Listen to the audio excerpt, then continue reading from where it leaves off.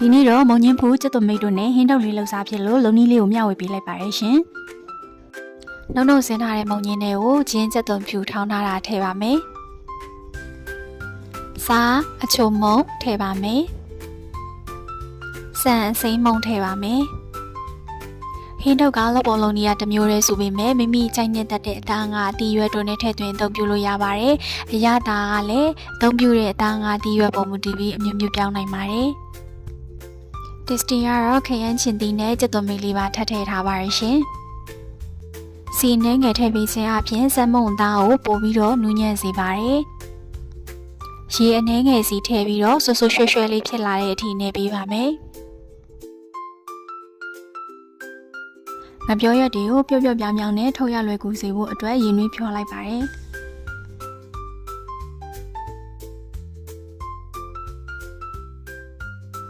မုံနေမကက်စီဖို့ရအတွက်ငပြောရွရဲ့မျက်နှာစာတစ်ဖက်စီကိုစီအနှဲငယ်တုပ်လိမ့်ပေးလိုက်ပါတယ်။ကဲစပြီးတော့ထုတ်လိုက်ကြရအောင်။ငပြောရွရဲ့ဘေးတစ်ဖက်စီကိုအရင်ခောက်ပြီးတော့မှဟိုဘက်ထိပ်ဒီဘက်ထိပ်ကိုပြန်ပြီးတော့ခောက်ပေးလိုက်ပါတယ်။ဒါကတော့အလွယ်တကူထုံနည်းလေးပဲဖြစ်ပါတယ်။မိနစ်40လောက်ပေါင်းထားပေးလိုက်ပါမယ်။ဒါကတော့ဥပ္ပဝါပူပူနွေးနွေးချလာတဲ့ဟင်းတုပ်လေးပါ။ကျက်သွန်ဖြူစီချက်ငရုတ်သီးကြော်တို့နဲ့တွဲဖက်စားသုံးရင်အရင်လိုက်ဖက်ပါတယ်။အရွက်နဲ့ကြီးပဲမစားချင်ဘူးဆိုတဲ့သူတွေကဝတ်သားငါမိုးရိုးနဲ့လည်းလှူစားလို့ရပါတယ်ရှင်